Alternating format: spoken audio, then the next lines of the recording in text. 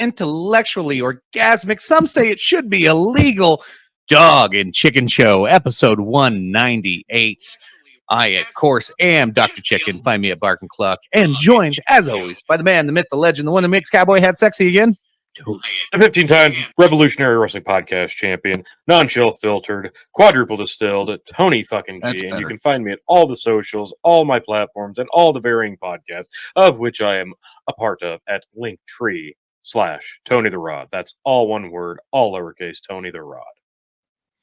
And, of course, the man that holds us up, and the cornerstone, if you will. The Atlas that will not shrug.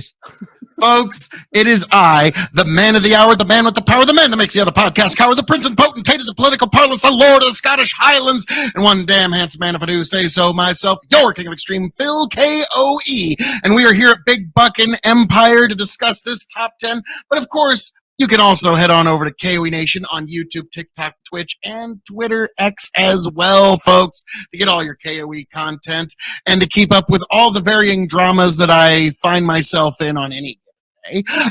But we are here to discuss a very important topic indeed, are we not, gentlemen? Probably No. The most important topic we've ever brought up on this in 198 episodes. You know, yeah, I think I don't know which one's going to be bigger. I don't know. That's what she said. Think the top porn stars would be a bigger deal, but whatever. I digress. Well, we can still do that one. We just probably can't do it on here. Yeah. Tony's sad. I still have a local page. You can post whatever in you want. In lieu of that, let us know in the comments if you really want to see something like that. We'll do it. But they want to see it. They want to see it. Who's going to answer no? I was about to say, the top 10 TV shows of all time is what we're going to get into here, folks. And Tony is wondering, should we make it a category? Like, no, keep it as broad as possible so we can really, because this is going to be a little bit of a view of how much of the media that we've consumed over our lifetimes is much like yours, and you can actually find where your similarities lie with each of us on this show, kind of through this top 10 list. And we're going to get into it right now. But before we do, gents, what are you drinking? Got my old granddad 114. Been loving this stuff a lot lately. It's all of a sudden really available up here in South Dakota. So, and just been grabbing bottles everywhere I go. Tony G? I first started off with a little bit of Jack Daniel's Bonded, and now I'm having a little bit of Redemption High Rye Bourbon. Well, because I don't have to drink any gin tonight, I'm actually having some Weller 107, so I can actually enjoy. Phil, you still have 2 paid subscribers that are on this show with you right now. Yeah, it's true. That could still happen. Fucking ass. Yeah. Like, you hold the fuck on there, big guy. Depending on how your choices go. Right. Yeah, like if I put on like the Andy Dick show on the top, they're like, no, Phil, you have to finish your fucking bottle. Fuck you. All the gin. But yeah, like that's like all the gin. Like now that hey, let's give some credit. Like this will be the only time the Andy Dick show will ever be mentioned, even in the same program of a top 10 of anything. So that's true. Hey, this is history, folks. Finally you saw it. It's a very small, very unknown piece of history, but history nonetheless. So, all right. Andy Dick made it on tonight's show. Way to go. A small piece of history, not very many people will be familiar with, but small. Ironically, my number 10, Andy Dick show. It's Bye, Tony. Bye. Yeah. All right. Without further better than my number 1. Chicken. I told these guys before the show, number 1 was Sex in the Sex. Since this is yeah. the Big Buckin' Empire Dog and Chicken show, I'm gonna let you guys rock, paper, scissors, draw straws, flip a coin. Who's gonna go first? Go ahead, Joe. Go ahead. So I'm gonna pull up here. Some scoundrels who run a shady bar with all kinds of crazy hijinks. If you don't know what I'm talking about, they get into every episode's the same. They come up with some crazy scheme and play some dirty jokes on people or have some crazy adventures, and it always backfires on them. And even though you know every single episode's exactly the same, when it's on, you laugh, you love them, and you watch because It's Always Sunny in Philadelphia deserves to be on a top 10 of the greatest TV shows. Most entertaining. Danny DeVito's fucking amazing in this. The comedy throughout here, and surprisingly, that I think there's been 2 attempts at cancellation on these guys. I'm not sure. There might have been more, but yeah, no, this show is hilarious. It's great. They make fun of everybody. It's great. It's good old fun humor before shit got all weird and crazy when the Aztec calendar ended. Yeah, 2005 is that what it says? Yep. 2012 when everything changed. So, Tony, I don't really watch too much Sunny in Philadelphia. How about yourself? Is that a show you're really into that much? Because I've only seen the YouTube. It seems funny. I've seen a handful of episodes. It's not one I got into religiously, but yeah, it is funny, and it's one of those. The cast kind of makes the show. Like the concept maybe wouldn't have upheld itself had the cast not had such good chemistry with each other. Yeah, and yeah, like you said, it's all kind of the same episode every time, but different somehow. So yeah, the handfuls of episodes I've seen, that's spot on. But yeah, the cast just has such a great chemistry. You can't really deny the humor. It doesn't force itself. It just comes naturally. It's like what this reminds me of, why it's relatable, like me specifically, why it's relatable and why I love it is like when people are me and my wife talked about this the other night when we're like, you know, when people are asking us our family history and family story, my wife always goes, well, do you want the Oprah version or the Jerry Springer version? Because my family's just the Jerry Springer version, and that's what this show is. It's the it's the crazy fucking hijinks of my friends and fucking family, and that's why I relate to this show so much. Nice. Man, hang on. Let me take a look at my list because there's one I think I might need to change. Yep. See, look at that. I'm already impacting K.O.E.'s. Well, not for the reason you think, but like it gives you made me think like family show. Okay. There's one I needed to throw in there. But all right, so Tony G. After It's Always Sunny, what do you got for us, sir? For your number 10 pick. My number 10 pick, I'm going to go with a guilty pleasure of mine that I've enjoyed since I was a kid. I don't know why. It's just one that always it's another one of those casts just have the really good chemistry, and it's a stupid sitcom, but god damn it, most people never even watch this fucking show, and they didn't even know it existed. But this is fucking amazing. This is one of the best sitcoms ever, and I'm talking about Wings. And the only reference most people have about Wings is the fucking scene in Family Guy when Quagmire's like, "Yeah, we need another Timothy Daly," and they're like, "Who's that?" "He's on Wings." Was that a show? Well, yeah. What was that about? Well, it was him and his brother, and they had an airline. It was great. Was there a fat guy on that? Yeah, his name was Roy, and it was hilarious. God, you think you know people? Don't even appreciate Wings? Loved Wings, man. And that's how I felt. It spoke to me, that scene, because I've seen every episode of it. It's fucking great. It's stupid, mindless sitcom humor at its finest. Great cast. Tony Shalhoub, for fuck's sakes. And, of course, Timothy Daly. Who doesn't love himself some Timothy Daly? I remember. I know I do. Yeah, Jeez. Right. I remember the show when I was really young. Yeah, we were all wee tots when this was on, and it would be on once in a while, and I never got into it. Dude on Monk when I was the exact same. Is that fucker the Highlander? Yeah, pretty much. Fucking Monk is the Highlander. But no, like it was one of those ones when I was super young. We didn't have cables, so like. For a long time we didn't have cable, so like when I would see this, it was just like randomly on like I can't even remember what channel, and it would be USA like Network. Old reruns. Yeah, it'd be like old reruns on a fuzzy fucking channel that I was getting on an antenna, but I would always watch it, like and like I don't know, like I was too young to get the adult humor sometimes, so I've never gone back and watched it, but I always sat and watched it. It was entertaining enough for me at 9 years old. Story? My what now? What's your favorite Timothy Daly story? Oh gosh, there's so many.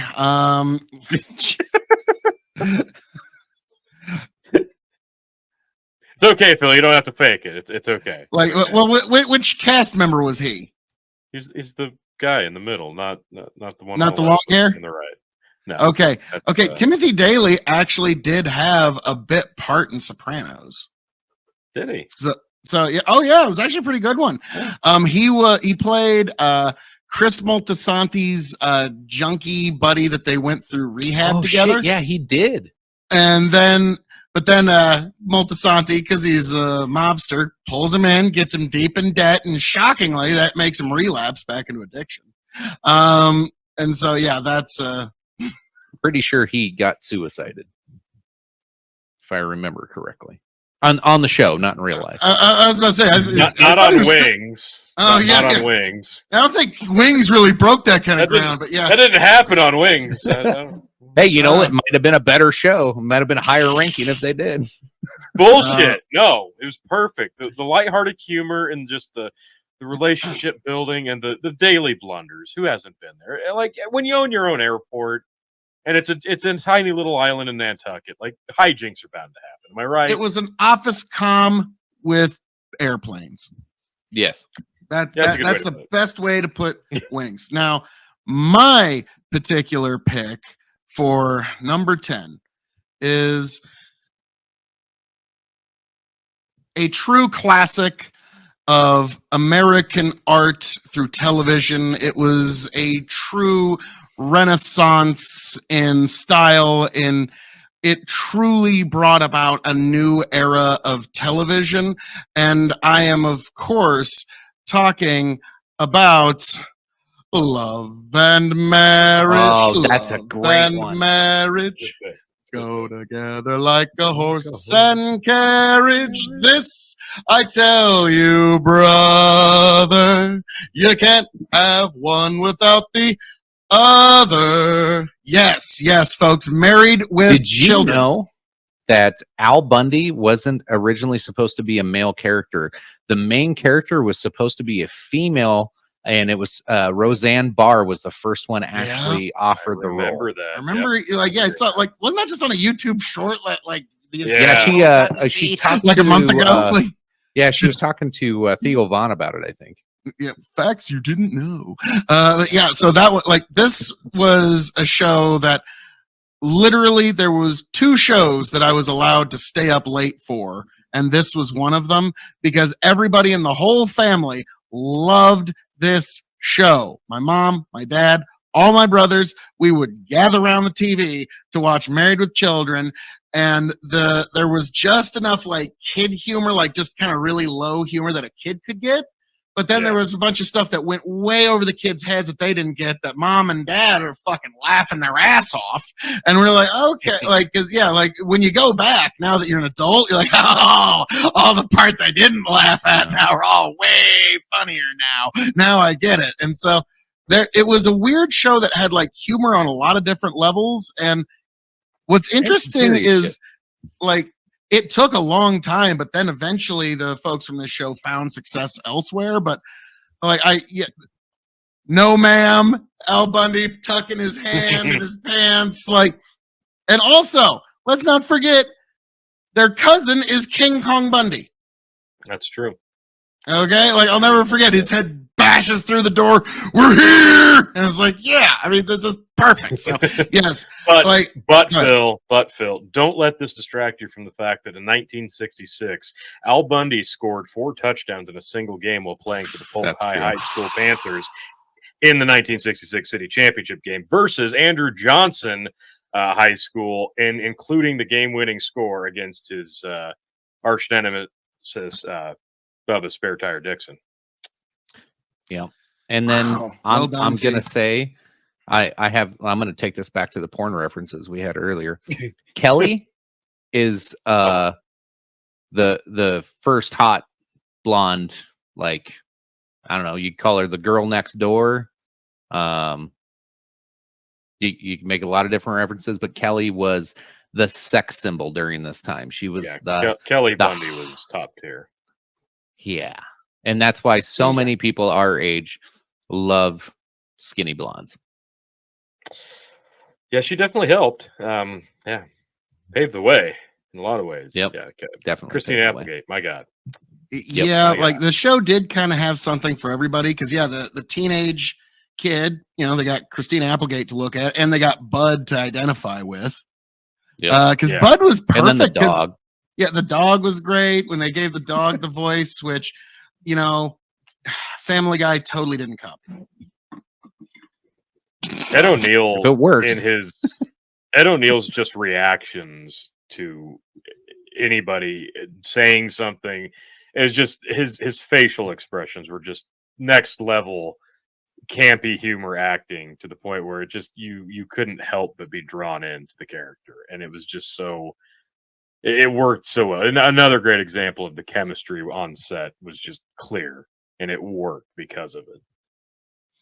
Right. That paved the way. That was during a time where most of the shows about a family and a husband and wife and kids, it wasn't about raunchy dysfunction and poor living situations. It was about togetherness and love and overcoming adversity. This was kind of the counterculture to those shows. Grittier realness. Because like you say, most sitcoms are like, Fresh Prince of Bel-Air, great example. Yeah. Like, look at us sitting in our multi-gajillionaire mansion that's clean in every single scene. And then Al Bundy, they had carpets that ain't been vacuumed in 15 years. Okay. No, that's real American homes. Okay. That's reality. But all right. So that was my number 10 pick, Married with Children. So check it. All right. Going into my number 9. So this one was the first ending of a series I remember and got physically choked up and emotional about as a child. I grew up watching this show. Epic show with tons of characters, and some that even people today in this weird, crazy world could probably relate to in several ways. Wartime soldiers living through the Korean War and trying to make things livable and be able to deal with each other with all kinds of crazy circumstances and keeping things light humor and funny. And if Hawkeye wasn't a part of your childhood in the 407th, then I don't know what the fuck is wrong with you. But MASH was one of the greatest, if not, it probably should be higher on my list now that I'm saying this and I'm remembering all this. MASH was fucking awesome. I grew up watching this, watching Klinger trying to get discharged by pretending to be a woman. It's just funny in today's standards. It was funny in old day standards. It was promoted today. Yeah. Yep. But yeah, well, I know you guys have seen MASH, so I'll let you guys. Tony, I'm going to let you go ahead. This is it actually outlasted the Korean War itself in terms of being on TV. That's the beauty of the show. The series finale was just one of the one of the better done TV series finales of all time, because not a lot of television shows get the series finale right. There always seems to be something that happens in the final couple seasons to where they have to rush through stuff or abandon ideas, and that didn't happen with MASH. And they always seem to stay true to what they were going for. And it's just one of the best series finales of all time. Just for series finale alone, I kind of wish I would have made this my number 8 pick instead, because my number 8 pick had a shitty series finale, but we'll get to that. I am going to save my comments for MASH a little later. Okay. So it does come back up. Fair enough. All right. Tony G, what is your number 9, sir? Tony G's number 9 pick. All right. So this was tough for me to place where I placed it, but still kind of why did I put it here? But I'm still putting it here. God damn it. I've loved this show.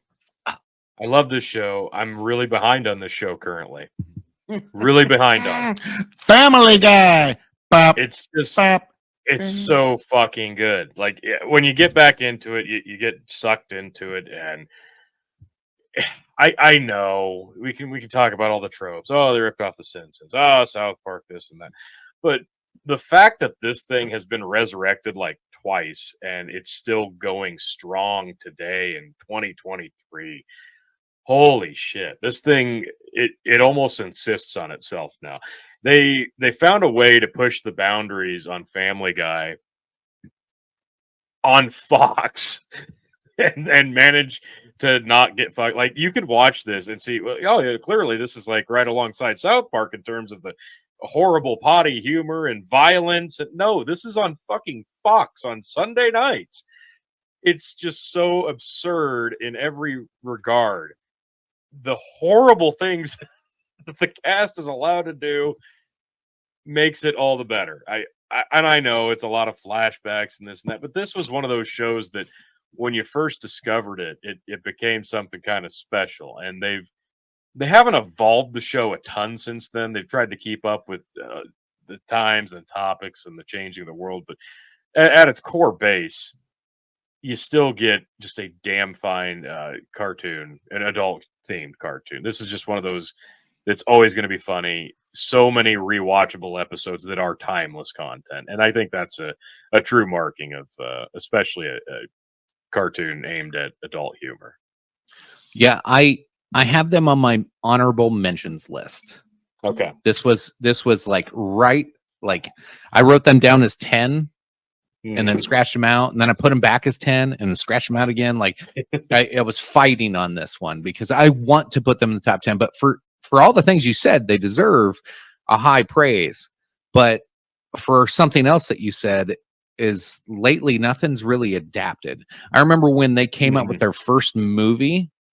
Holy shit, it was on point. It was great. It was fantastic. And then since then, it's just like they did their Star Wars special, which that was kind of fun. And then it's like, what's your next thing? And there's just not. To me, it's just been coasting for about 5 to plus some years. I don't know how long. It's just been coasting. There's so much content out there, and they're not going after it. They're playing it safe. And I'm like, again, like I'm sure South Park will come up. You mentioned it already, but like South Park still is edgy and saying shit to like in making headlines. Family Guy, I don't know the last time they made a headline. Yeah, it seems to be like every once in a while they drop an episode that's undeniable, but the rest of the season is largely forgettable. And that's kind of, like I said, they haven't adapted. It's still fun to watch though. Even the shitty episodes are still fun. Yeah. Now I need to say something here. Just as well get it. My number 9 pick is also Family Guy. Well, just keep it up then. There we go. I mean, but yeah, Family Guy is my number 9 pick as well, because you want to talk about a show with fucking staying power. I mean, like now, granted, it has a lot to do with the fact that Seth MacFarlane is a content factory, and he just now. I have to say this is a true story. Every word I'm about to say is true. My father got to meet Seth MacFarlane one time. It was at a piano bar in Chicago, and my dad had no idea who Seth MacFarlane was. And did your dad talk him into not getting on that plane? Because that would be a cool fucking story. That'd be a long after awesome story. No, you'll like this. He gets up there, sings some Sinatra, and my old man's like, and this guy sings Sinatra better than Sinatra. Man, he gets off stage. I just walk right up to him, shake, man, you got great Sinatra. I'm buying you your next drink. And I'm thinking, like, Dad, this guy does not need nobody buying him a drink until the end of time. Okay. And he actually, like, took a few sips, and then my old man even said, you're really good. I hope you make it. And, like, he said something along the lines of, well, we'll see if my day job works out. Fuck, that's awesome. So, like, I don't even know. My old man doesn't even know that Seth MacFarlane roasted him to his fucking face. But he was just like, "You're a good singer. You're good shit." You're like, yeah. So I thought that was too funny. So whenever I see Family Guy, I always think of that little story, my old man. Not even knowing. I don't know if it'll come up, but like you said, staying power and Seth MacFarlane being a content machine. He obviously the Cleveland show was a fucking disaster. Thank God that ended. I thought it was misunderstood. It was. I enjoyed mustache face. This is the Cleveland like show. when it's on, I enjoy it. It's not memorable. No, it was not memorable at all. You could tell However, it was the B team of Family Guy getting moved over. Yeah. All of his other endeavors, like not a the bad Orville, show. I've heard really good things about the Orville. I haven't really. I don't even know watched a how to lot of watch that. the Orville. I don't either, but I've heard good things about that. But American Dad specifically, like that thing has also stood the test of time American because Dad. I think that came out in 2005, and it's still going. Yeah, So some of the that's humor, another because one it's that's- political, gets a little In some dated. but regards, that show's better than Family Guy. In some regards, in some, and it was definitely for a few seasons. But then you can tell Seth just kind of jumps from place to place to place and putting out fires. Now he's got so many shows going on. It's kind of like us with podcasts. yeah. So, all right, Yep. Chicken, what is your number 8 pick for greatest television show of all time? So mine is a serial killer, but he's not the serial killer you think he would be. He is a member of the Miami forensic team, a blood spatter expert, if you will, who lives by a code of only killing the most evil people and criminals out there that the police can't catch. I am, of course, talking about Dexter, which this show was captivating all the way through until the final episode. The final episode was fucking awful. And then they relaunched it in hopes that nobody would remember the final episode. But because of how good this show was in the beginning, oh my God, what the fuck is going on here? Weird ass ad. We're getting, but no. Anyway, I'll be honest. I fucking love this show. Everything about it. I loved like the storyline of the honor and the code and the bad guys and how they stretch some of this shit out. This show was a roller coaster of craziness and guest appearances and all kinds of stuff. Now it was a Showtime special, so not a ton of people got to experience this a week after week. But I remember me and my wife, while my kid's just a toddler, like I'm like, well, let's get him to bed. We're gonna watch Dexter. Like that was our fun at night, and we fucking loved watching Dexter. I was a very big fan of this show too for the first 4 seasons. I fell off like the Trinity Killer to me was the perfect television villain, and there was really nowhere to top that. Like, because to me, I measure creepy villains on a scale of 1 to 5 Lithgows now. Like, how many John Lithgows is it? Like, if it's 5 John Lithgows, it's as creepy as it can get. Because, the Trinity Killer kind of redefined a creepy fucking villain. Like, and I remember even John Lithgow in an interview, he's on like Conan or something. And he said, like, my wife will get done watching an episode and she'll turn to me and go, "Who are you?" And like, because he was that compelling as a villain. So like to me, like the other seasons were really good. I think the second season had the best pacing. But the 4th season to me, like I couldn't really follow it after the 4th just because it was like, no, it's kind of like why I haven't seen the new Star Wars movies. It's like, why ruin what's good? Yep. You guys will probably announce a few of your favorites that I kind of have that too. But no, Dexter was awesome. Tony, did you ever get to watch Dexter? I've never seen an episode. Oh, you poor guy. You are missing out because it was a very good show. It was a damn good show. I'll give it to you. All right, Tony G, your number 8 pick, sir. Well, Karen already mentioned it already, but that's okay because it deserves mention once again. And I'm sure it's probably not the last time we'll be talking about it because Phil already alluded to it.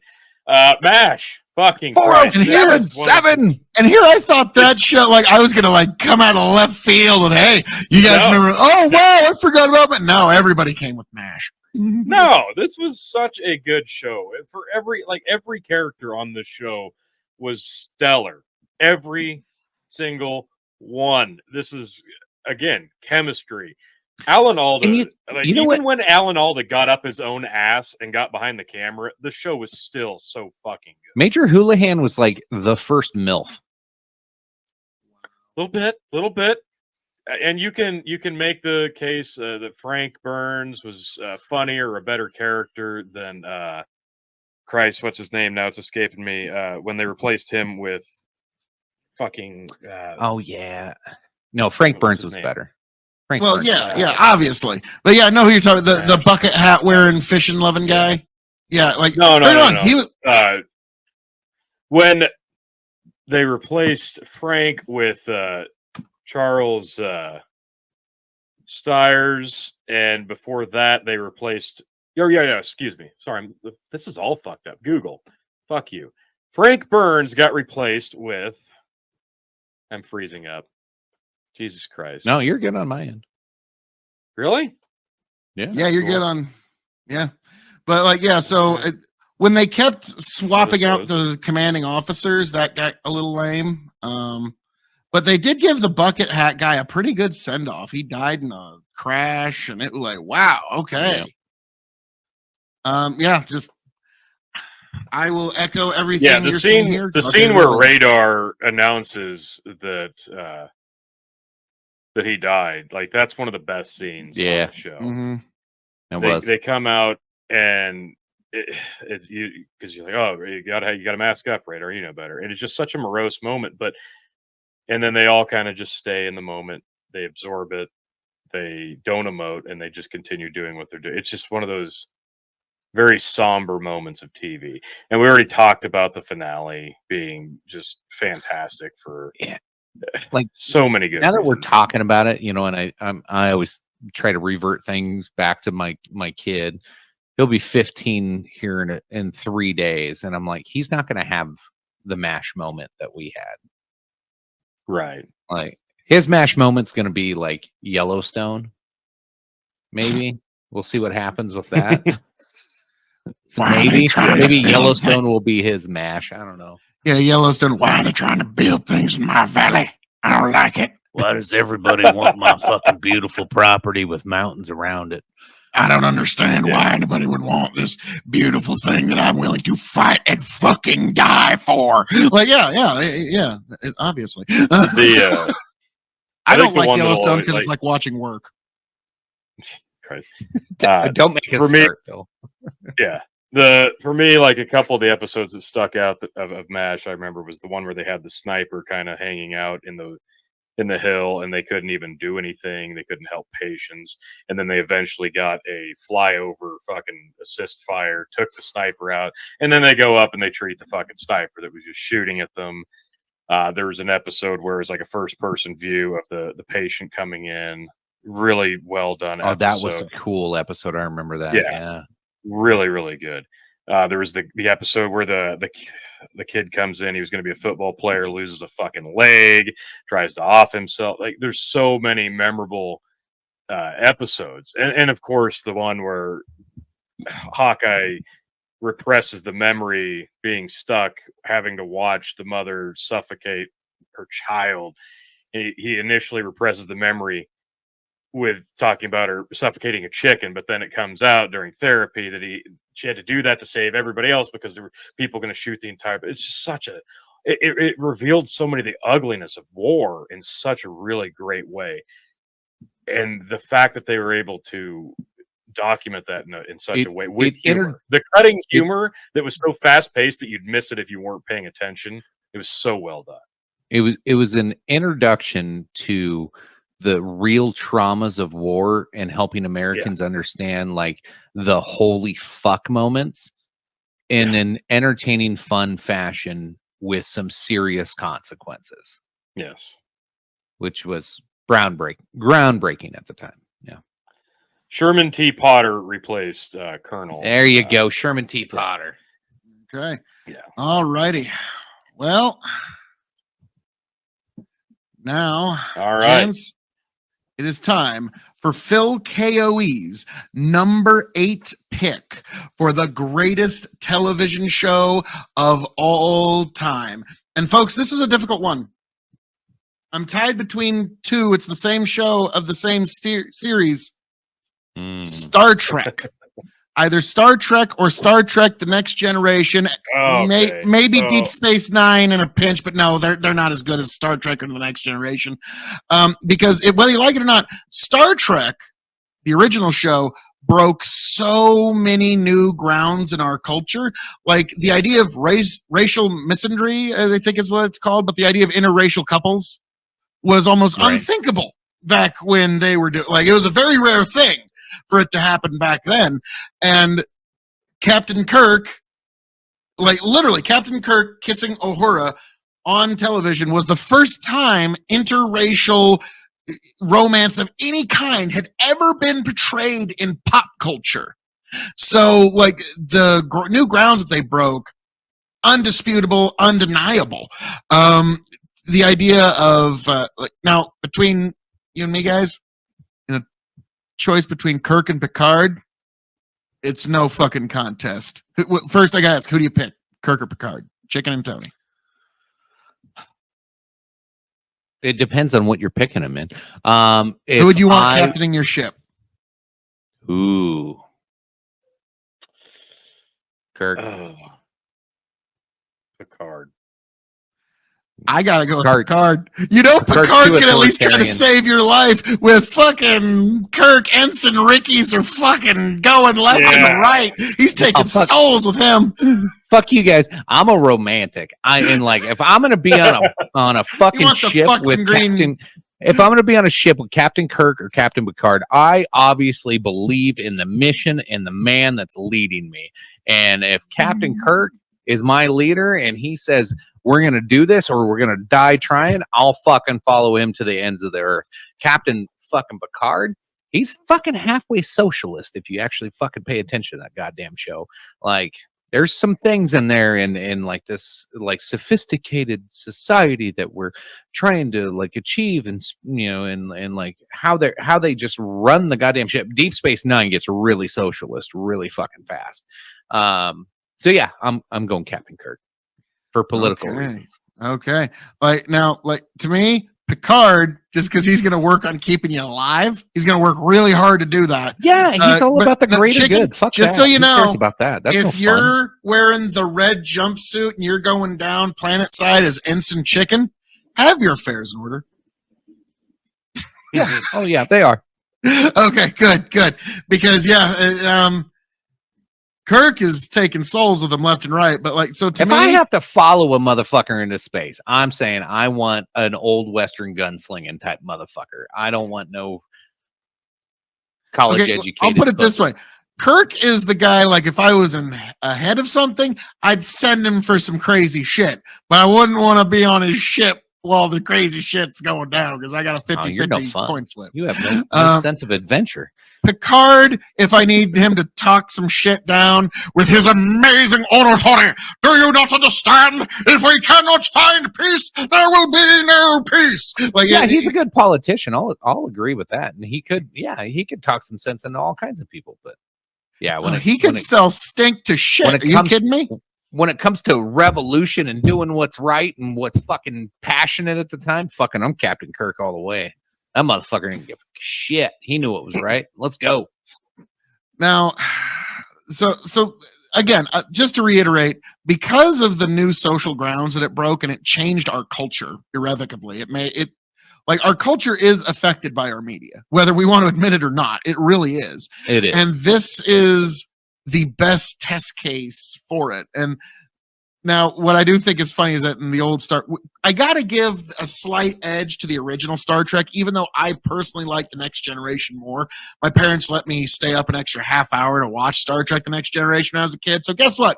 Captain Kirk, he could, make out with green aliens, but it took the amazing negotiating power of Jean-Luc Picard to get me to be able to stay up another half hour when I was a kid to watch that shit. Okay, so yeah, Kirk never got me an extra half hour stay up on a school night.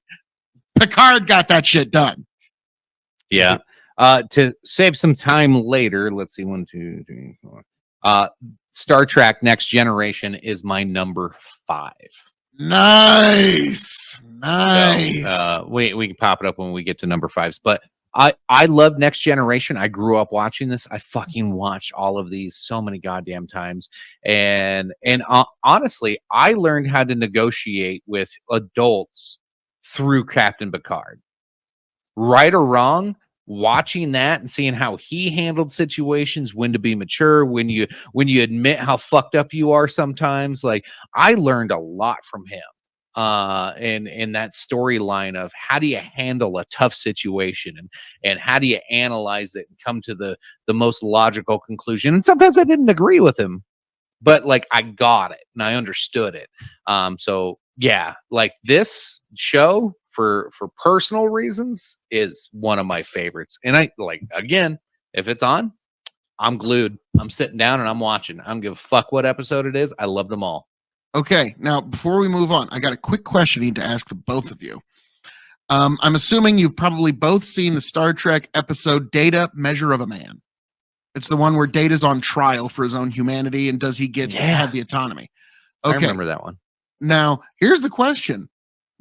Would you, if you were the judge in that case, grant Data his autonomy, or would you see him as Phil, that's a whole episode. Let's come back to that. Oh, you want to circle back? Let's circle back to that. Well, folks, that's a teaser. I like that as an episode. That's a teaser then, folks, for a future pre-recorded. Because I think we all like that one. But all right, so Star Trek we have. Now we move on. Phil, we are approaching the like 15-minute mark towards the end of the first hour. Jen.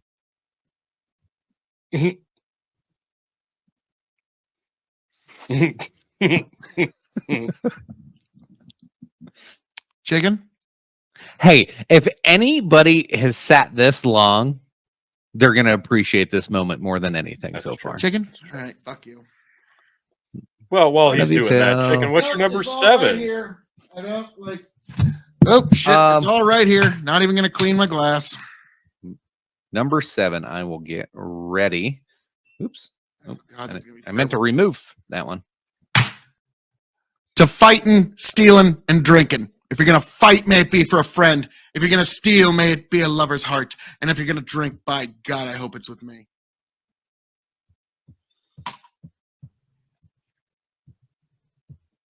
Yes. Joy. I hate you. All right, Chicken, number 7. So this one might be a little controversial for some, and even for me. I don't know if this will stay on my top 10 because I don't know if I'm gonna like the new ones that are coming out, but this has been a good show bonding with my son and being able to talk about like introducing controversial topics and different aspects of reality and different aspects of humanity and even thinking spiritually and quantum, like all kinds of crazy shit with my son. This has been the mind bender that's opened his mind on some things that I've rather enjoyed because of those moments. Of course, it's the alcoholic grandpa that living in his house with his degenerate stepson, who is married to his beautiful blonde daughter and has 2 grandkids. And one helps him on crazy adventures. Of course, I'm talking Rick and Morty. Now, they've replaced Rub-a-dub-dub. I'm Pickle Rick. Now, we'll see how the new ones go. I'm trying not to be a dick and judge them. I'll watch it. I'll see if it's any good. But this show, like, it's honestly one, like any stoner show that can get somebody who's sober to watch it is fucking great. Because, like, if you're stoned and watch this, fucking Christ, this is great.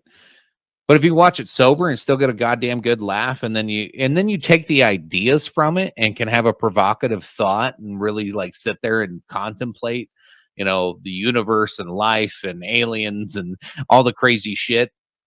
Storyboard aside, like that's cool. But then the story's fun.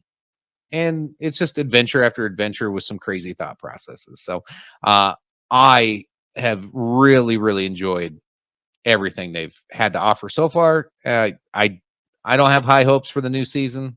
We'll see. Okay, Rick and Morty. It was one of the funnest, smartest shows on television. The new ones, like I don't like the new voice actors. I'm sorry, and I do feel like some soul has been taken from it. Like, and I don't know exactly how to describe it, but Rick and Morty did have some of the deeper moments. In all, like, there's one beautiful moment that like I'll never forget, and so many people act like this. And it's the scene where time is getting all fucked up, and there's millions of different timelines that are all splitting up, and they got to get the collars on to bring the timeline back. You all know the episode I'm talking about. Yep. And one of the realities, Morty doesn't get it right, and he can't get the collar on. And so Rick puts his collar on him, and he goes, "That's okay. I'm okay with this. Be a better man than me, Morty." And then he sees the collar. The collar! I am not okay with this! Oh, Lord God, heavenly Jesus in heaven, hear my prayer! Gets the collar and, not today! And like that, like so many people are kind of like that. And so that's what I love that particular scene in Rick and Morty. And then there was the acid bath. Was just like, okay, this is just like and Tony saw my reaction live to that one. We're like, he fucked with us for 35 minutes. Yep. For an acid bath. Like, this is a Bugs Bunny bit, okay? What the fuck? This reminded me a bit of a Bugs Bunny bit. And I love the wafer things that he would eat. Like, my dad eats those fucking wafer things, and boomers love those things. You can't get enough of them. So yeah, but Tony, I've been going on a little bit about Rick and Morty. I got one more thing I want to say, but I'm going to let you go first.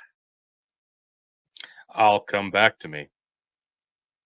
Okay. The last thing I'm going to say about Rick and Morty is just this: is contrast that with like the Simpsons. Grandpa Simpson, he was doting, he was idiotic, he was kind of a burden on the family because that was the baby boomers. Dealing with the World War II generation. Now, Rick and Morty, he is the undisputed patriarch of the family, despite the fact that it's Jerry's house and Jerry's kids and everything. And unfortunately, think about like how many millennials and Gen Xers are still like, the baby boomers are still very much in control of things. And so It's a very interesting reflection of our society too. And it's also a great way to get your parents to watch. It's like, yeah, he's 71 and he's the most intelligent human in any universe. Okay. Yeah. So that's my take on Rick. All right. I assume Tony, we're going to come back to it again. Okay. What's your number 7, sir? All right. So my number 7, I would really love to place this higher. I would love to, but I can't, and I'll get into why. But it had to be mentioned because this was such a that was my number 7. Then I changed it. That's crazy, dude. Well, there you go. That was my number 7, but then I changed it to a different one because, like, this was groundbreaking television, and a lot of the conspiracy theories that we have to deal with today are because of this show. The X-Files literally bred ground of an entire class of conspiracy theorists. Like, this show is directly responsible for at least 3 people being conspiracy theorists. Like, that's statistically undeniable. It's one of those situations where they had such an interesting idea for a TV show premise. Like, okay, there's the paranormal, the scientific, crazy, alien-centric section of the government that we don't talk about. What a catchy name, the X-Files. And then, of course, the fucking theme song. It had nothing but the theme song. Everybody knows it. Yeah, it's so undeniably perfect in this regard. Like you can't look away. Once the intro hits, you're like, okay, even if I don't like this show, like now I kind of need to watch the first few minutes because the fucking theme song just kind of hooked me. And it didn't matter if it was one of the serious canonical episodes or if it was the Monster of the Week episode. If it was like the Monster of the Week, it was funny, it was campy, and there's always a happy ending. If it was a canonical thing, like a continuation of a story that they've been doing for a while, it usually was done well. The acting was mostly good. There were some people on the show that were not great, but there were so many different characters. The Smoking Man was just one of the most ominous presences ever. You can't, like, that's one of the greatest, just mysterious characters of television history. Fox Mulder's just one of the slickest motherfuckers. It was just so not even relatable, just charming. You had David Duchovny, the man who basically invented big dick energy. Yeah, exactly. And there was no even term for it beforehand. Like, sure, like, you know, fucking Sean Connery had big dick energy, but he didn't know what to call it. Like, but David Duchovny was the one who discovered it. Oh, and of course, Scully unlocked a lot of redhead kinks for people. But the reason I couldn't put this higher is because even when this thing was at its best, it somehow managed to trip over its own dick almost every season. It'd have like a really good thing going. It'd have a really good series story arc going. And then it would do something so inanely crazy that it wouldn't be able to recover from it. And they'd have to completely switch course and almost redo everything that they'd done like a few episodes or a season later. And it always felt like they got in their own way. Like there's an entire episode where there's a fucking like an entire compound of clones. And then that never gets looked at again. And we all just have to forget about it. Wait a minute. But there's a bunch of clones like over by Canada of like Mulder's sister. No, that just doesn't exist anymore. Tony, we don't talk about Hawaii. Okay. Yeah. We don't talk about Bruno. And then they rebooted this thing, and I'm like, okay, finally, we're going to answer some of those fucking questions we left open, and they didn't. And then they rebooted it again, and I'm like, okay, now they're going to. Oh no, they're not actually going to. And then the fucking complete finale was just so goddamn disappointing. Like, the final series finale of it. It's had like 3. And honestly, none of the series finales that the X-Files has done, like I said, there's like 3 of them, were good. So that it does lose a lot of points in that regard. But it was so groundbreakingly just fun, monster, sci-fi, paranormal, alien, just everything good about it. It did it so well. The X-Files didn't make mine because a lot of what you said, I would watch like 3 episodes into a season and be like, fuck, here it's getting good. Episode 4 and 5, we're like, huh? Okay, it's gonna happen. Something's gonna happen. Something's gonna happen. Yep. Episode 6, something's gonna happen. And then episode 7, you're like, fucking goddamn! It's just like last season. Nothing fucking happens, and nothing happened. Yeah. Yeah. I remember when they tried to replace Mulder with T-1000. That did not work. That was kind of when we knew it was on the way out. My mom used to take care of the chick's mom in the nursing home in Waverly, Nebraska. Wow. Fun fact. Nice. Yeah. Nice. Well, all right. Moving right along, gentlemen, to Bill, my number 7.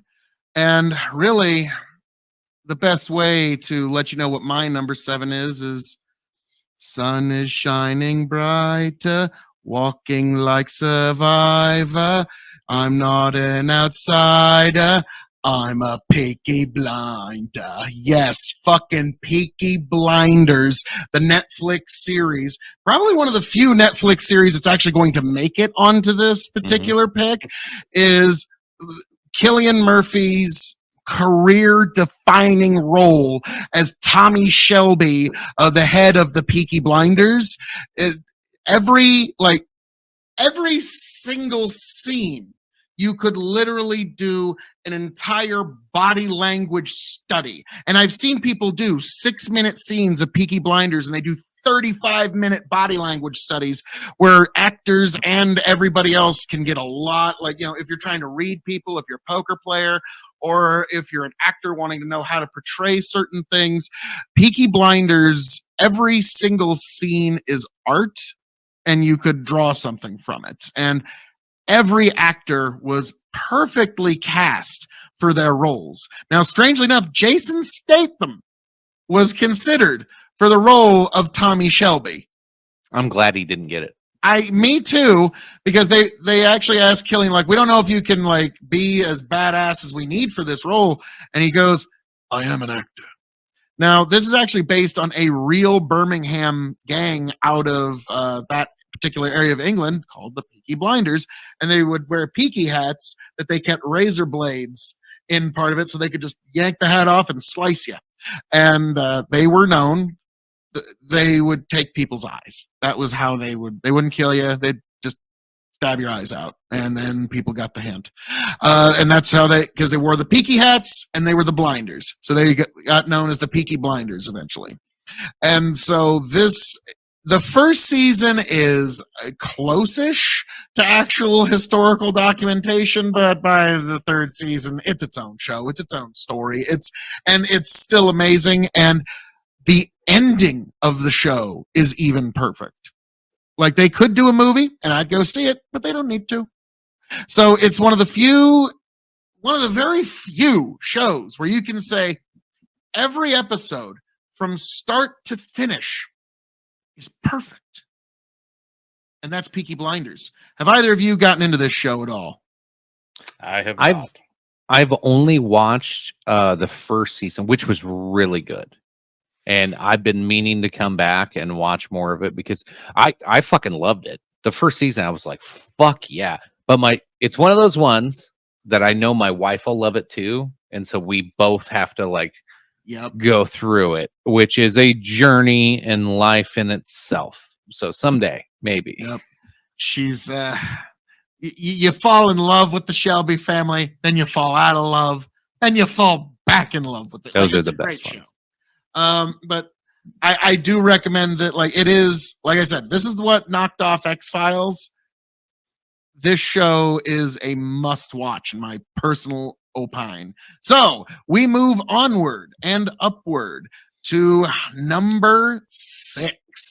The number 6 picks of all three of us, gentlemen. So, Chicken, what is your number 6 pick?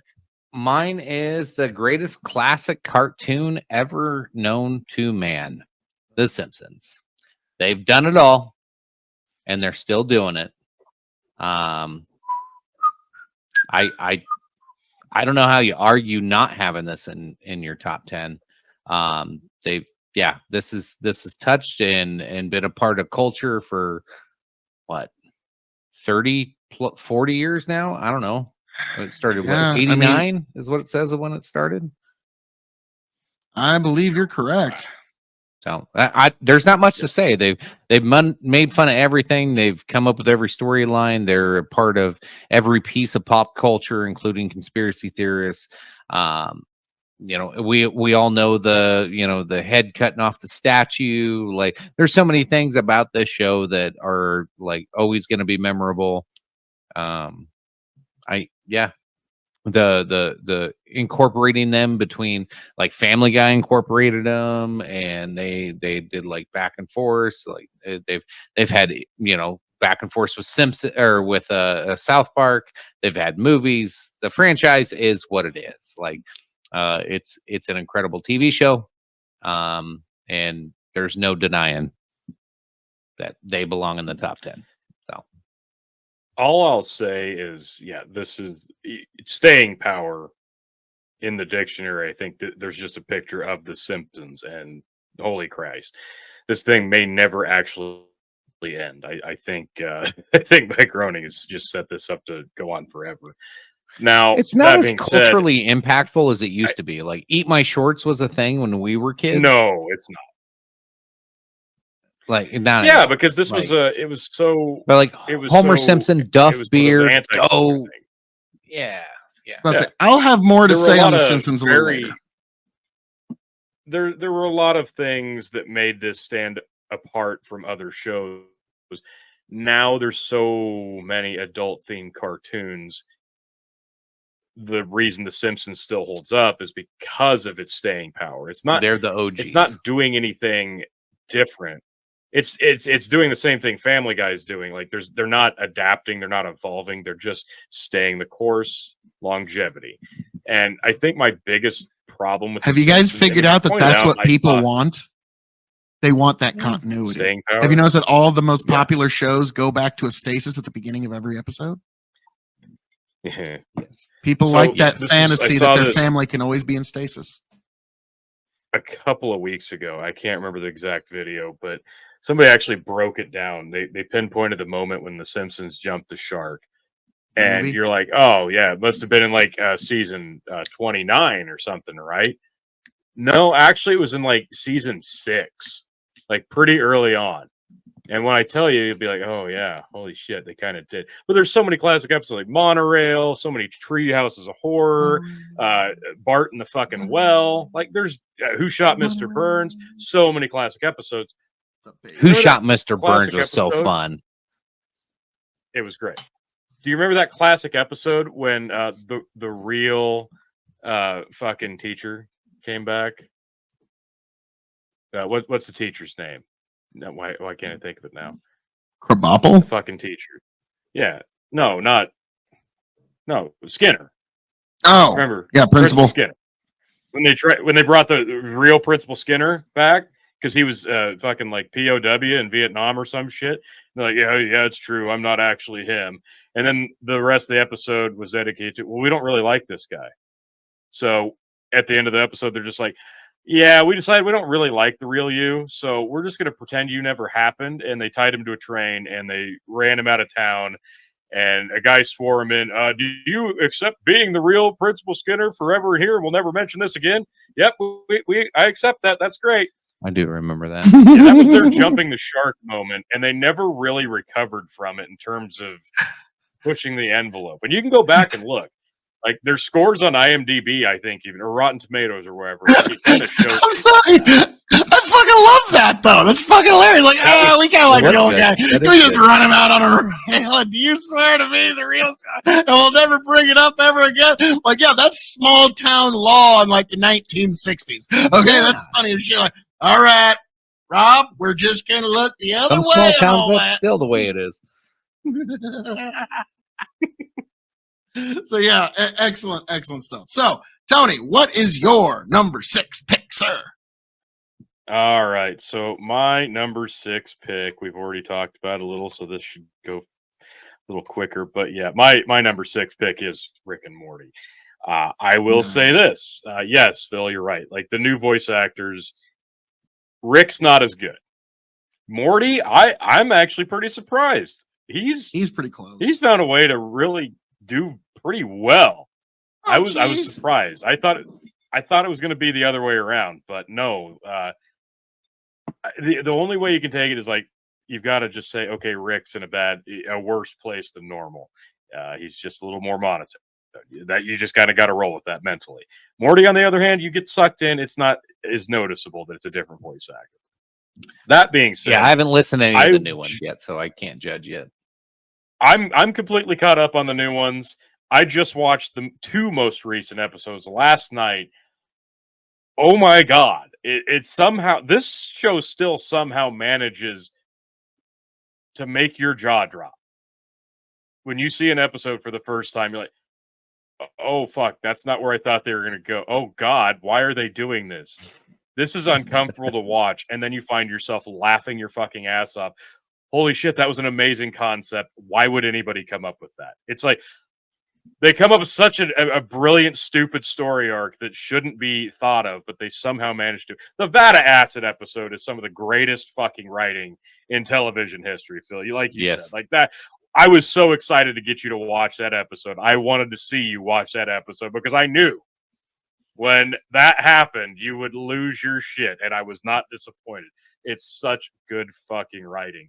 And honestly, I think the thing that really drives Rick and Morty home for me is Rick being such a nihilistic asshole that doesn't care about anything. He just does what he wants because he can. Super But then narcissistic. It's so great. Super narcissistic, super nihilistic, but then at the same time, so begrudgingly caring about people when he doesn't want to be. He wants to be a nihilist, but He becomes a human when he knows be he one. doesn't And he has want these to be. and they do such a great job with this because every time Rick shows his humanitarianism or he shows his human side or he shows kindness or shows a little bit of opening up, it always manages to stab him in the back and nearly get him killed every single time. And that always ends up pushing him further back, and then it's another uphill battle to get him back to that, and it always repeats itself. And I get the most recent episode that just aired Sunday. They went somewhere I didn't think they were going to go to right away, and I was shocked. It's not how I expect them to do it, and it was brilliant. Like it's brilliant when they bring back characters that you wanted to see. Like, oh, this is how I wanted them to do it. That's not how they're doing it.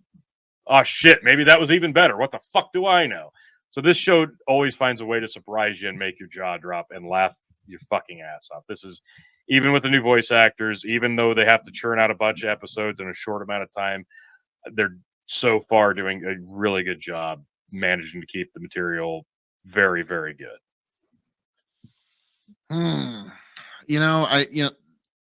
Not a lot I can add to that, to be honest with you. Yeah. No. Fair. Love it. So, moving on to my number 6 pick. This one is going to be out of left field. I don't think any of you were expecting to see this one on a top 10. But to me, this was always top 10. Boy, the way Glenn Miller played songs that made the hit parade. Guys like me, we had it made. Those were the days. Yes, All in the Family. I fucking loved this show. Meathead, Archie Bunker, and it confronted some very real issues. And it, like, every episode, you got to laugh. There was that, like, quiet, serious moment. It also addressed things like cross-dressing and homosexuality, infidelity. At one point, while Meathead's wife was pregnant, he cheated on her. And the whole family had to deal with that. And it was a very big deal. And it colored, so they talked about real shit that was going on. And Meathead didn't want to go to Vietnam. And the protesters and all that shit. And Archie, I think he served in either Korea or in World War II. I forget which one exactly. And there was always this tension in the house, and it was this perfect archetype of the politics of its day, all clashing right there. So like this was another great example of 1960 or I think 70s television. Really kind of, I don't know if it was a reflection of society or if it was trying to shine a new mirror on it, and it ended up being a thing that affected change, which is why I always say be careful because media can always have an effect. So I'm curious, you guys, what's your takes on All in the Family? Never really, like, I probably watched an episode or two, like, but I don't know shit about this show. I loved Archie Bunker. T? I think the biggest moment was Sammy Davis Jr. kissing Archie, tackling homosexuality and racism all at once. Like, that's what Fucking nailed it. What a moment. What a moment in TV history. With that, I'll just say we sure could use a guy like Herbert Hoover again. All right. So we now, folks, get into the top 5. All right. These are some of the heavy hitters. And there's some that might have already been mentioned, but we will see. So, More than likely. Chicken, what is your... For sure. fifth? My number 5, we've already mentioned. So I'll just pop it up for any brief discussion. But Star Trek Next Generation. Nice. For God's sake, I named my only son Riker. So Yeah.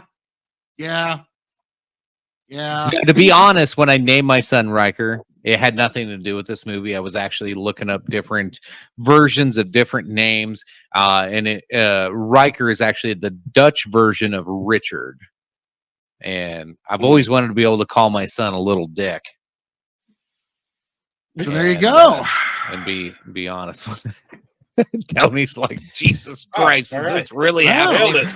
Yeah, Nailed it. Plus. That's my synopsis of Star Trek: The Next Generation. Thanks, guys. Yeah. Yep. But no, I did learn a lot from the show. I really love the show. So yeah, it was a classic. It was a classic. But all right, Tony G, the one and only. What is it that you got for your number 5 greatest show of all time? Okay, so I'm sure this won't come up on either of your lists, and that's okay. This is one of those guilty pleasure shows. I don't care. It's fucking brilliant in its stupidity. Scrubs. oh, I fucking love Fucking Scrubs. love That's a guilty pleasure It's show. My mom so loves shocking. you right now, Tony. Yeah, this was I one of have her watched- favorite guilty pleasure shows. I have watched this entire series 3 times over. No, not the last season, because fuck you, it doesn't exist. No, it doesn't. That never happened. That fucking reboot season never happened. No. This show, this had a great series finale. This had a lot of memorable episodes. The one that I will never forget watching for the first time was when Dr. Cox's fucking brother-in-law, Brendan, played by Brendan Fraser, kept coming around. You'd see him once in a while, and then he comes around, and you watch the entire episode, and he's dealing with losing a patient, and he's trying to cheer him up the whole time, and then it hits you like a fucking ton of bricks. The way they shot it was so brilliantly done. It was actually him who died, and he was just imagining him the whole time, trying to cheer him up. And it was so fucking well done. It was an episode where you watch it like, oh, fuck. And it totally catches you off guard. And then you immediately have to rewatch the episode again because you're like, oh, now it takes on a whole new meaning. And that's what always impressed me about Scrubs, is because it's so over the top, goofy, stupid slapstick humor with cutaway scenes and flashbacks, but the acting was top notch. Like, they were really damn fine actors in every stupid scenario they did. It didn't matter if it was over the top, campy, or very melodramatic and morose. Like, they were all so committed to it. And I loved the way they made all the characters just very relatable. It's just, it's one of those series that, Tugs. The relatable character thing. Funny. Like all TV shows, I do this relatable characters, and I try to like place people in, be like, oh my God, if this was like me in this show, right. this would be who. Tony, you were the Todd. I was gonna say, you're gonna call me the fucking Todd. Fuck you. God, I'm a little the Todd. Now I will say that okay, the redheaded main doctor, what was his name? The head doctor? Dr. Cox. Yeah. Yes, Dr. John Cox. C. McGinley. He had a brilliant joke that I stole one time when I was on a panel because they were talking about like raising children. And so I said, I'm curious, who here on this panel has actually raised a child? Could we have a show of hands? Anybody? Oh, what do you know? Me! I'm the only one. So I guess all y'all should shut the fuck up and listen to me. And yeah, so that was a brilliant, like, I have to credit Scrubs. I totally stole that joke, and it was brilliant. It was brilliantly used. Very underrated show. I like that you put that on there, Tony. I've seriously watched the entire series like 3 times. And Sarah Chalk voices Beth on Rick and Morty, so there's that. Nice. Boom. Damn. All right. My number 5 pick for the greatest television shows of all time. Number 5 is one that you either love it or you hate it. Breaking Bad, starring Bryan Cranston. This one was what broke him out of being a comedy actor and was a career-defining role for both of these actors. Bryan, and I can't remember the guy who plays Jesse Pinkman. This was my brother's favorite show. Watched it all the time. We would quote lines all the time. I am the one who knocks. That was, so this show has a very special place in my heart. It's intense and it's kind of rough to watch sometimes. Like there's times like, fuck, this is a bit much. Yeah. Okay, but like I know it seems like exaggeration, but no, this show is very much reality, folks, and there are people doing this shit as we speak.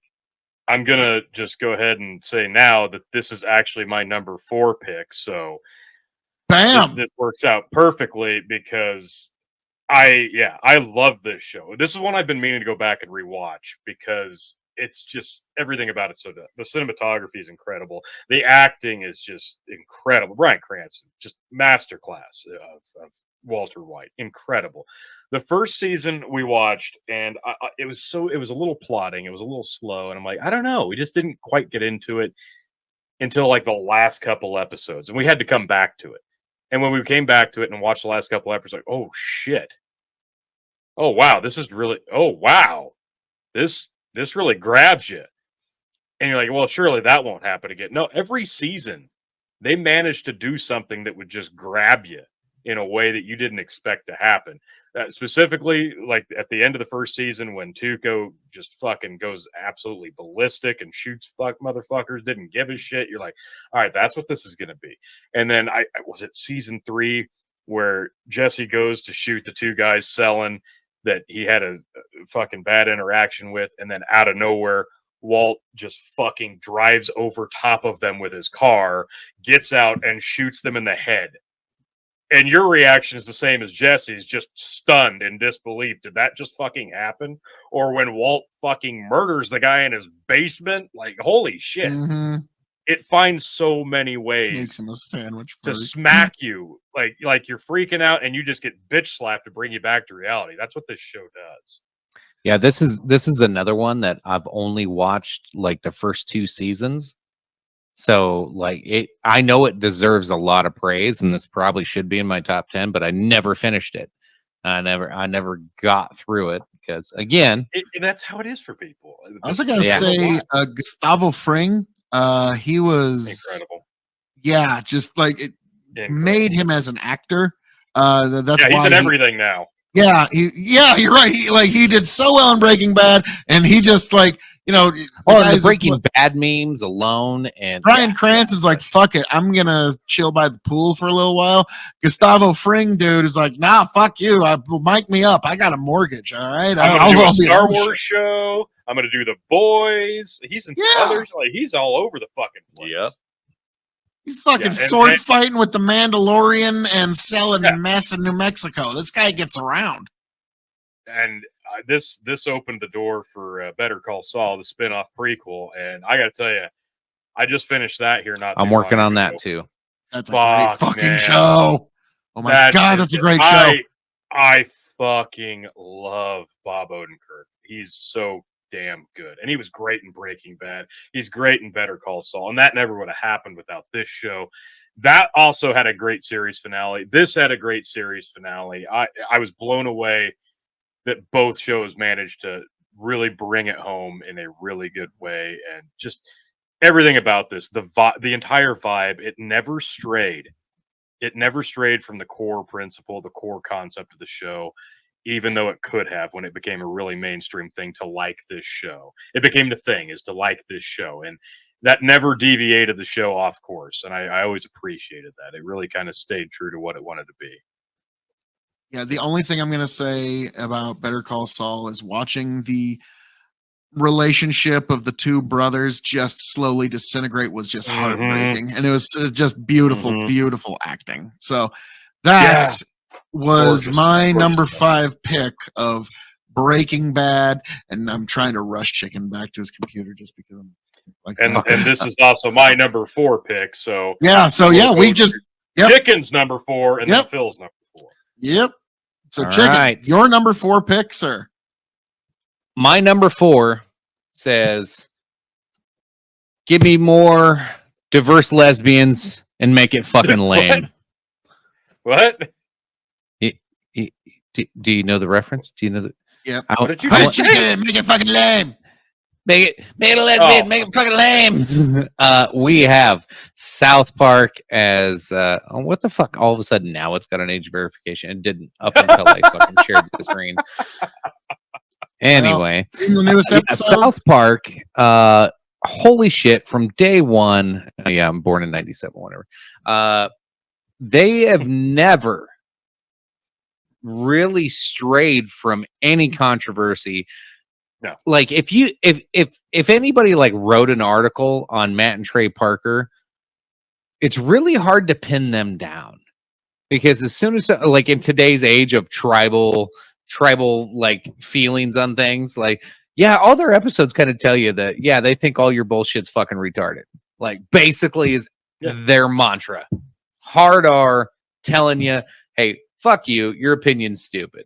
And here's an episode about how stupid you are. And you either act like Stan, you act like Kyle, you act like Cartman, or or like you can't understand Kenny. So, but this fucking show from day one has been epic when it comes to just cultural progress of how to deal with daily problems and things in life, and cultural norms, and different people that come into your society, how to deal with celebrities, like everything you can think of as a kid. Like, this has been amazing.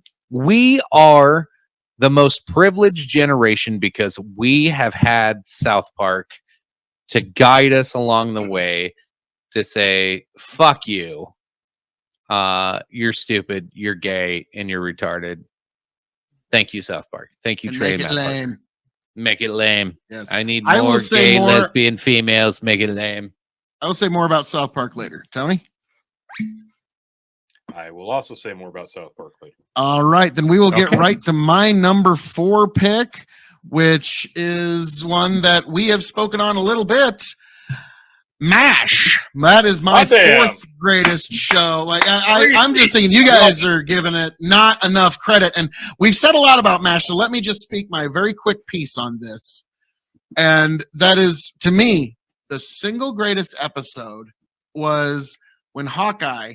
There was a kid that was in the swamps for a little bit, and he smelled his musty clothes, and it brought back a memory from childhood. And it's literally just Hawkeye and this therapist sitting there, and this therapist is slowly sussing out the memory of this time where his older brother that he loved so much saved him from that time that he got him into the water. And he's like, wait, what do you mean? No, I mean, he pulled me out of the water. And then just over sussing it out, Hawkeye eventually bursts into tears and realizes his own brother pushed him into the water. And that was a memory that he had been repressing so long. And like, here I am out in the middle of war, and I'm worried about something that happened all these decades ago. And he's like, he didn't feel like he deserved to even have that reaction because of all, but like, it was still very real. And like, to me, I was very young. I think I was 11, 12. And that was one of the most human moments I had ever seen portrayed by actors. And so for that, MASH gets my number 4.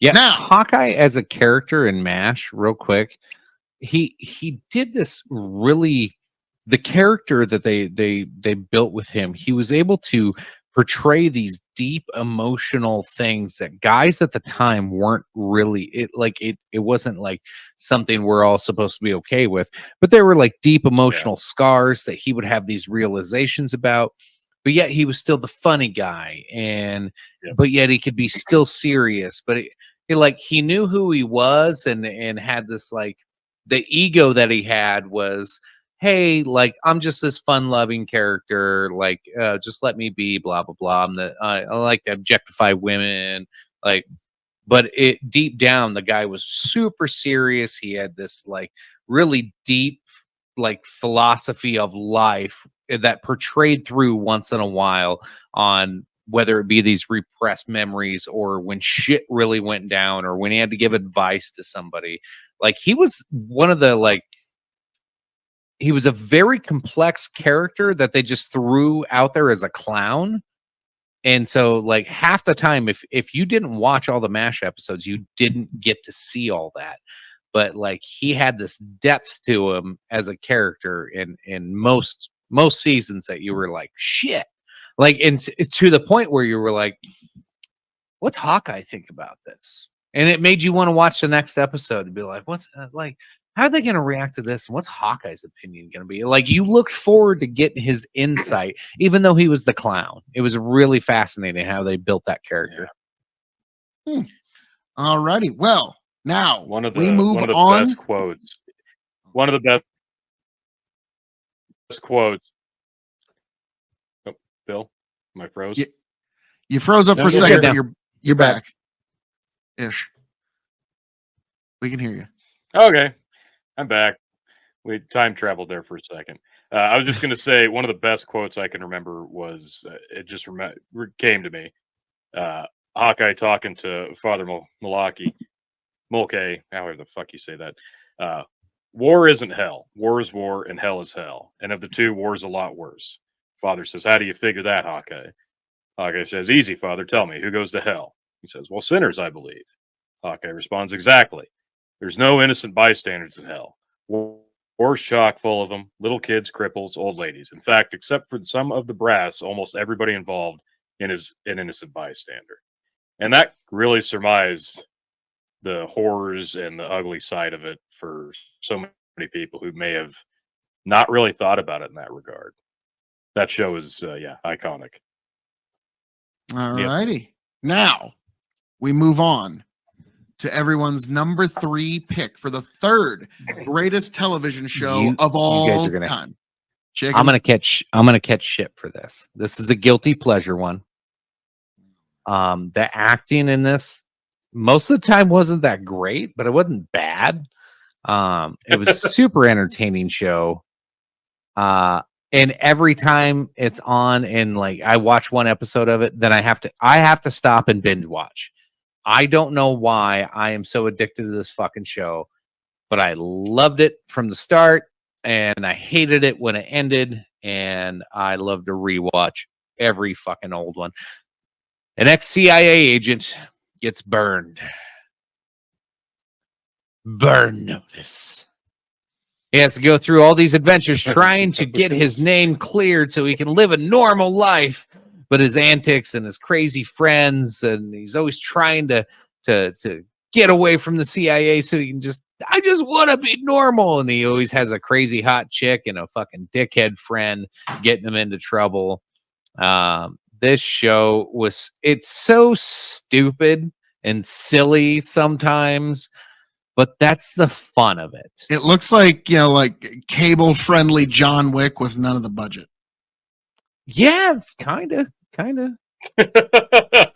That's I've never watched this show. I'm just going off of what I'm seeing here. Yeah, but most of the time the storyline wasn't bad. They were like, hey, there's this kid that got kidnapped. We need to go save this kid in order to get a favor from this guy so that guy can give us a favor.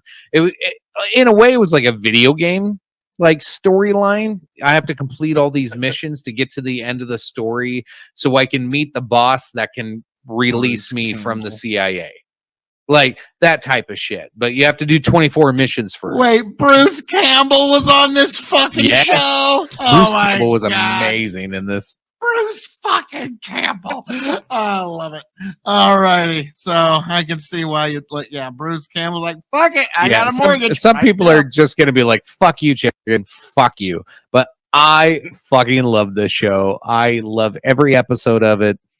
It was hot, Miami, sexy women, fucking stoic dude with fucking hardcore friends and a lot of guns and stupid, silly shit. Like it's a great show to just like sit back and you can smoke your favorite smoke or drink your favorite drink. And this is just good old fashioned entertainment. And you know what? If you get up and you leave the room to go take a piss, you don't feel like you have to pause it. And then you can come back and sit down and still enjoy it and watch it all fucking day. You never have to pause it. You can miss an episode. You never have to go back to it. And you can fucking just keep watching. It's one of those type fucking shows because you're not emotionally invested. There's nothing super crazy with it. It's entertaining from fucking start to finish. And fuck you guys. I love it. Guilty pleasures. I disagree because I've never watched it, so I don't know. It's a USA it's a pretty good Network rating on show. IMDb. Like USA Network shows. Even if I didn't know that this was a USA Network show, I would totally guess that this is a USA Network show. Well, you notice, Tony, like, here's the thing. USA Network shows, they don't get a gajillion viewers, but they get like 30,000 people that are just amazingly like dedicated to like, and they kind of, that's what they do. Yeah. And so, all right. So, Tony G, what is your number 3 pick for the greatest television show of all time? Okay, so my number 3, we've already discussed it a little, but yeah, this one, this is so outstandingly iconic. Fucking South Park is truly, it's not about the fact that this thing's been on forever. It's about the evolution of this series, because the way that this show started as a fucking hidden goddamn extra credit project on a Tiger Woods 99 on PlayStation disc, to finally getting to Comedy Central, the first paper mache fucking episodes that are just over the top stupid and ridiculous and not even remotely offensive by today's standards, and then evolving into mostly pissing off celebrities and going after them as hardcore as humanly possible, to now basically in record time tackling every social issue in real time as it happens with balls of steel, no fear, going at it whole hog and not caring about the consequences because they know damn well there won't be any. South Park has done what so many people wish they had the bravery to do. This show backs down from no one. This show takes no prisoners. And the fact that it's able to consistently be this goddamn funny while doing it, you can literally piss your pants watching this show, because it's saying the shit that we all think we just can't say out loud. South Park says it for us. And the fact that it's allowed to do it, when this show ceases to exist, the world will never be the same. There are so many iconic episodes. Holy shit. Fucking Tom Cruise in the closet just comes to mind right away. Sending the goddamn whale like to the fish sticks? fucking moon, Phil. They put a fucking whale on the fucking moon, I'll never Phil. forget. I called you Oh, after you're like, Phil, you need to watch the episode. It comes on about 48 seconds after it's over. I just called Tony. They put a whale on the moon. They put a fucking whale on the moon, and you were just dying because you knew I had just come to this. Like, oh my god! Yeah, it's just a dead whale. Yeah, that's the credits. Dead whale laying there on the moon. And then they revisited a while later because they sent Tom Cruise to the fucking moon. So Tom Cruise and the dead whale carcass are laying there on the moon. Or fucking Randy Marsh became one of the greatest characters of all time. Yeah. Randy Marsh is every dad there is right now. Oh God, it's incredible. Yeah. The evolution I of Randy aspire Marsh. to be a Randy Marsh as a dad. Yeah. Okay, I was Randy going to Marsh's say this evolution later. summarizes this show perfectly. Okay, I was going to say this later, but the but evolution of Randy. You brought this up, Randy. The other day, I was driving my daughter around the farm, and I was talking about the farm, the glorious farm, and respect the farm, and I was going a little over the top. Okay, and in the middle of my rant, she pulls out her phone and plays the theme to Tegrity Farms. Exactly. Just roasted the fuck out of me down to my bootstraps right there. Like, oh fuck, I did just Randy Marsh a little bit, but I will say no more about South Park because I have more to say about them later. All right, enough. Phil, what is your number 3, sir?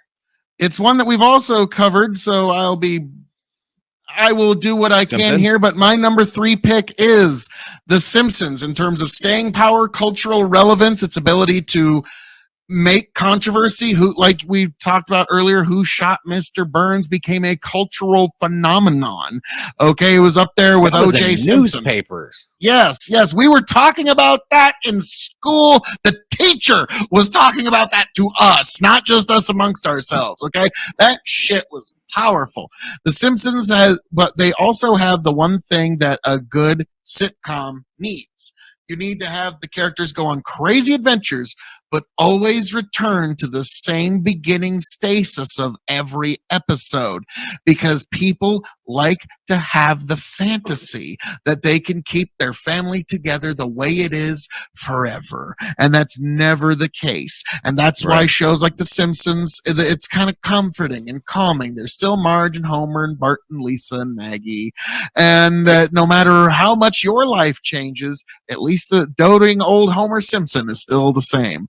And so that is next level staying power. Like, unfortunately, people 10,000 years from now, like this, one of these pictures might be the only thing they see of our entire century. Okay, like that's how, like, you know, how much do you spend studying shit in the 11th century? Probably not much. And so, yeah, the 21st century, this might be the case.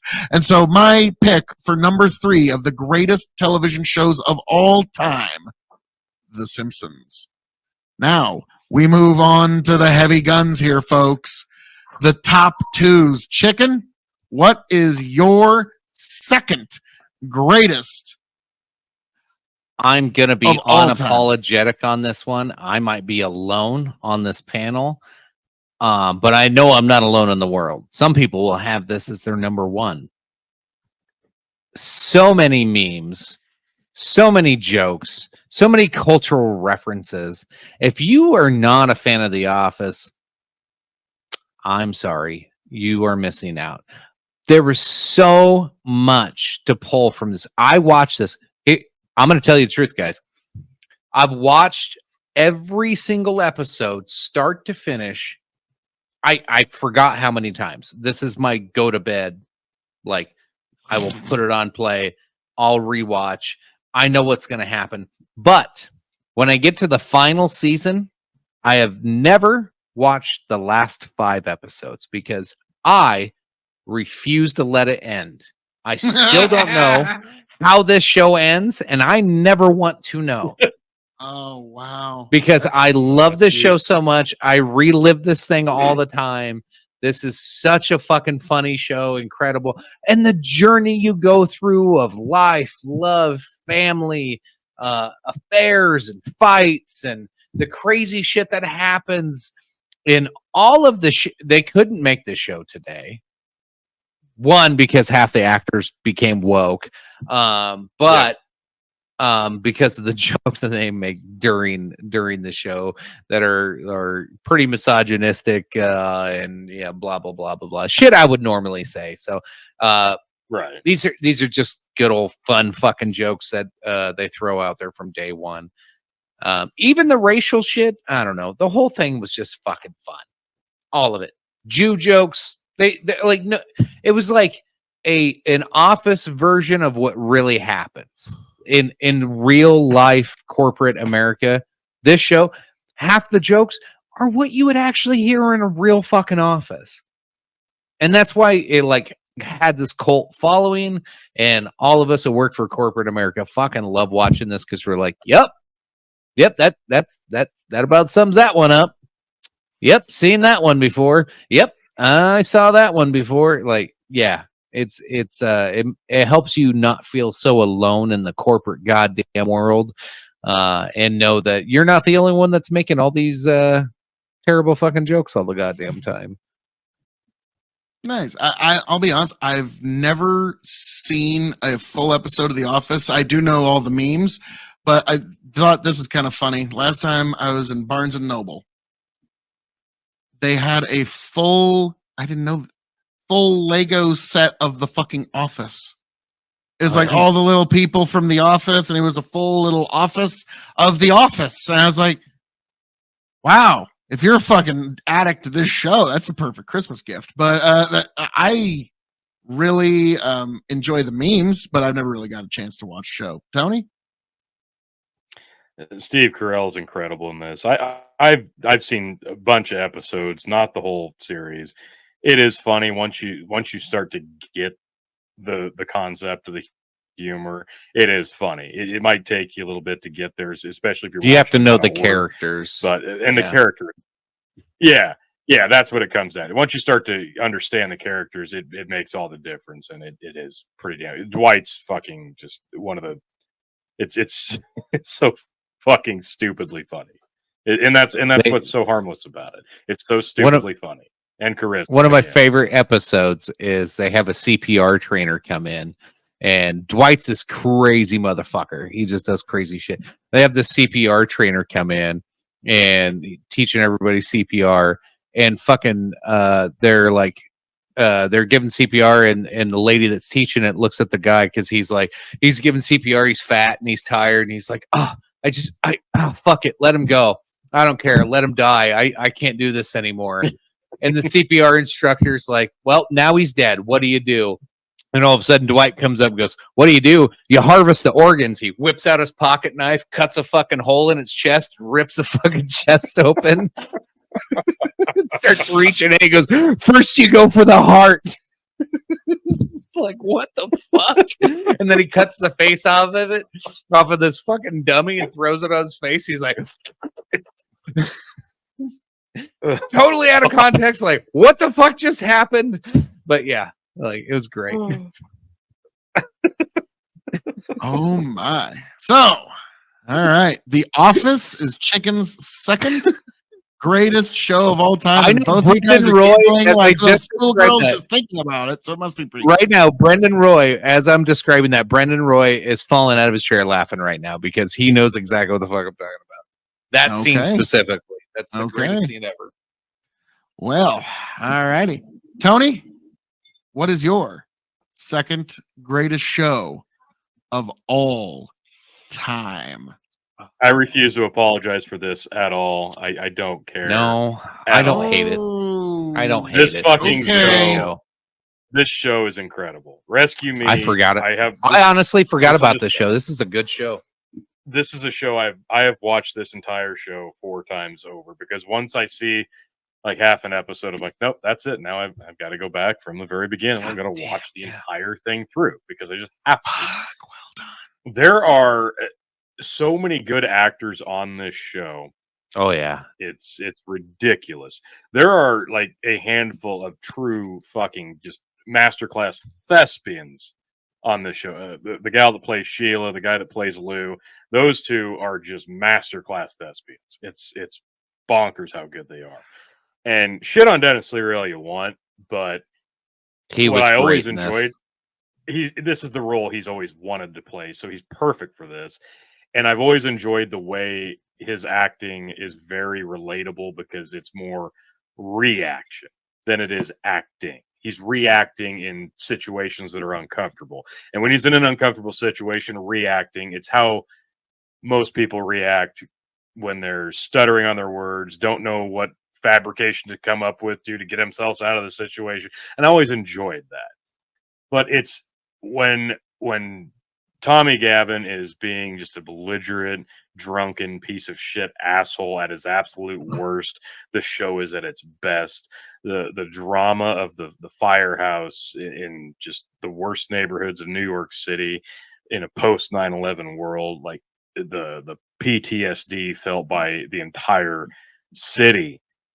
It's so remarkable how well they nailed it. Like they just fucking nailed it. And that's what everybody who lived through it said. That's who everybody who knows people who have people in the FDNY, like they felt personal, and they really hit it home, like how wild these fucking guys went because they could. And they became, the FDNY became rock stars in the post 9/11 world, and rightfully so. It's just so well done, and you really do become attached to most of these characters. And it's scandalous, it's drug and booze filled, it's fun, it's dark, and it's got some of the best like music to montage style scenery pairings I've ever seen on shows. Like songs you wouldn't even listen to normally, but they pair it with scenes that just work so hauntingly well.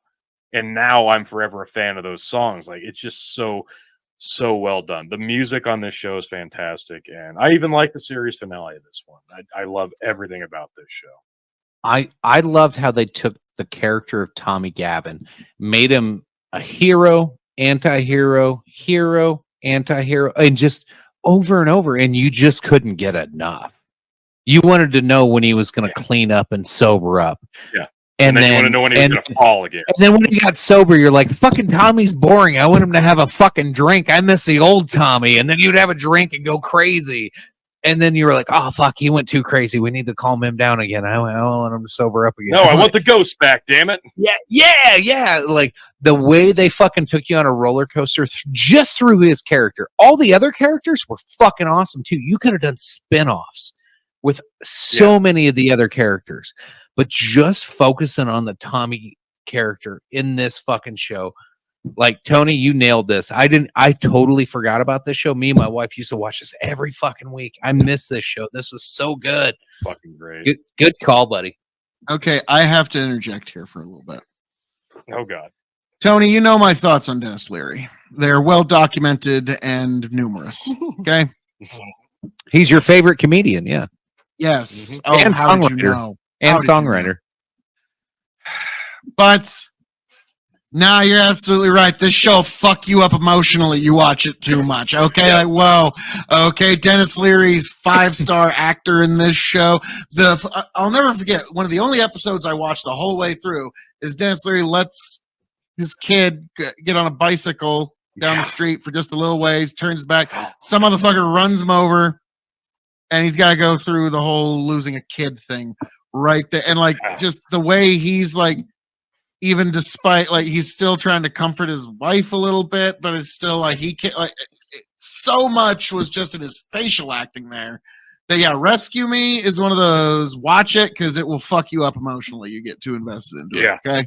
And it's funny too. There's so many great bro moments and family moments, heartwarming moments, there's sad moments. Fuck, it takes you on a roller coaster. Pretty much every Firehouse show since Rescue Me's tried to be Rescue Me. Pretty much, and not even close. Except for Chicago, whatever they do these days. Yeah. But alrighty.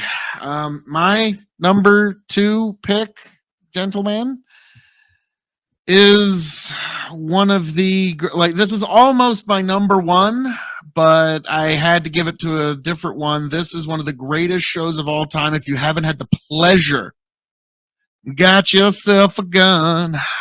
Got yourself a gun. Morning, yes, The Sopranos. One of the most perfectly casted shows. Paulie Walnuts, he is actually a real mobster who went to prison. The reason his hands are always in front of him like this is because when you're in prison, you want to have your hands in front of you in case you need to defend yourself.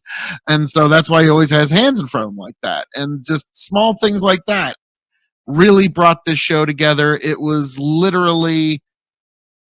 I'm going to say, except for their little pause that they had in seasons and the way, like everybody talks about, they never end shows perfectly. I like that they end the show with so many questions so you, the audience, can actually kind of write your own ending in your mind because no one's going to like it. Guess what? No matter what ending you do, no one's going to like it because it's not the one they wanted. Okay? That's just how that always fucking works. And so, my number 2 pick has to be Sopranos. One of the greatest moments of just facial acting history, really, is the moment where James Gandolfini's character Tony Soprano is talking down to his wife, and he's saying like, "Yeah, I'm on top. I'm totally on top." And then she goes, "Oh, by the way, I got a call from your therapist. She wants to make a new meeting." And you just see just his face, like. I just thought you'd be weirded out. That's all. That's all. And like just his facial acting in this was more. And like the minute you'd see like, you knew he was fucking pissed. And he was like the minute you'd see his hand, like you're like, oh fuck. Like you as the audience would just tense up because James Gandolfini's acting was that good. And that is why that is my number 2 pick for the greatest show of all time. Well, that rolls perfectly into my number 1 pick for shows of all time. The Sopranos, you're absolutely right. James Gandolfini was amazing in this. The cast through this whole fucking thing, the storyline, even the ending. I know a lot of people gave this show shit at the ending because it just goes, well, spoiler alert. Stop the show if you don't know how the last episode goes. The screen just goes black. Yeah. And so there's a lot of assumptions you have to make, and a lot of thoughts you have to go through. There was a lot of talk of them making a movie. James Gandolfini, of course, died, so they never could do anything beyond this show. I'm glad no movie got made. I'm glad the show is what it is. It ended when it ended, and this is a masterpiece of crime bust. Like, this makes The Godfather, like as a movie, look like fucking Little Rascals. Okay, I wouldn't go that far. Okay. Yeah, no. The shit they pulled off in this fucking show. The family drama, the boy group fucking like mobster shit going on, and then the real shit they had to deal with, and fucking how dirty they had to get, the gang hits they had to do. And you got to feel like a little piece of American history in this show. Not only like, yeah, there might have been some true elements to it, but most of it was, the show and it's all made up. But you got to feel a part of that mob family that we always hear of in American history, in almost a modern day feel. Now, granted, this is like late 90s, so it's a little bit behind, but you got to feel what it would have been like and see what that family would have gone through.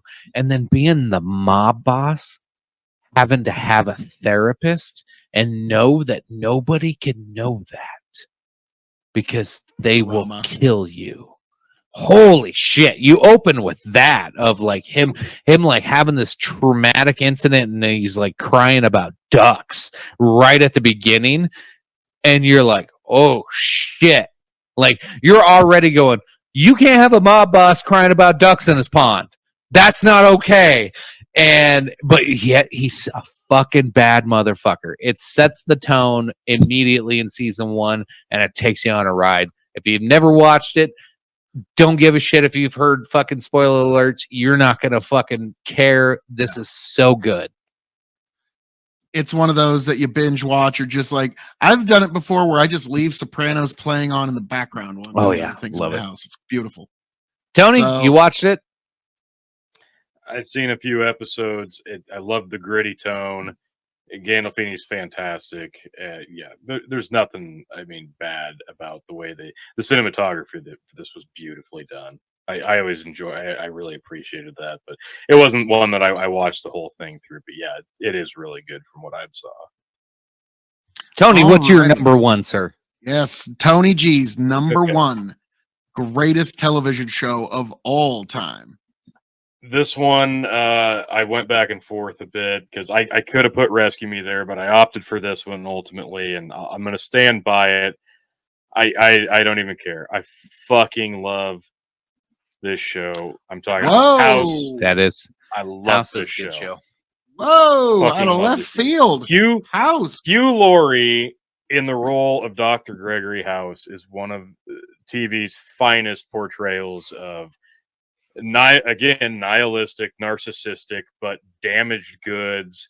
A guy who's an addict. He's handicapable because people are very keen to his handicap, and he knows that, and he gets away with so much. And it's the perfect mixture of sympathy and hate and love, and the story arc of the entire cast. You love watching all the characters kind of adapt and grow and come into their own. It's another one. The series ends so beautifully, so well done. Another great ensemble of actors and actresses with just amazing chemistry. And this is one of those few shows when there were cast mix-ups and change-ups, it didn't really miss a beat. And I always appreciated that. Like, the core cast mostly stuck together, but when there were changes, the vibe didn't change too much. The theme didn't change. And I always love the medical mystery concept is so interesting for people, even if you don't know shit about the medical industry. Like, it's just such a easy concept to grasp. Mysteries, puzzles. Who doesn't love that? And this is one of those shows that just encapsulates that. Yes, and Vicodin, of course. Mysteries, puzzles, Vicodin. You'll come for the mysteries. You'll stay for the crippling heroin addiction. Yeah.